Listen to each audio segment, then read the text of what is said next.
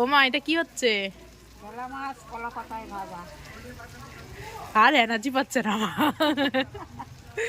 কলা পাতায় মাছ ভাজা। প্রথম থেকে ভিডিওটা করতে পারলাম না, একটু ওইদিকে কাজ করছিলাম বলে।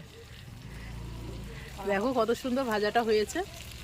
খাবা? এই যে এইটা দিয়ে ঢাকা দিয়েছে। খাবা? হ্যাঁ, চলে আসো, নিমন্ত্রণ চলে করো। আসো, নিমন্ত্রণ করছি। কলা পাতায় ঢেলা মাছ ভাজা। মার হাতে কিন্তু একবার খেলে তখন প্রত্যেকদিন আসবে। তারপরে দেখো কি সুন্দর হয়েছে। উল্টানো হয়ে গেছে না? আর উল্টা বানাতো, উল্টাইছি তো।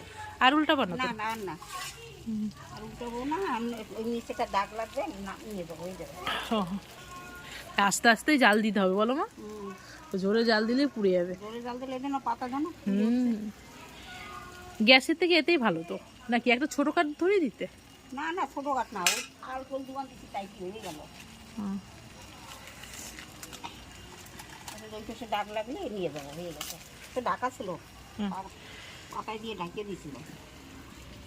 লবণ মরিচ হ্যাঁ, লবণ মরিচ দিয়ে মাখানোই তো আসো। মাখানোটাই তো আমি ভিডিও করতে পারলাম না। দেখে তোমরা যদি দেখতে চাও কিভাবে মা করলো কমেন্ট করো, এরপরে যখন করবে তখন তোমাদের ভিডিও করে দেখাবো, ভিডিও কল করে। কিছু দেখেছো ঘুরিয়ে ঘুরিয়ে করছে, আমিও কিন্তু পারি না কলা পাতায়।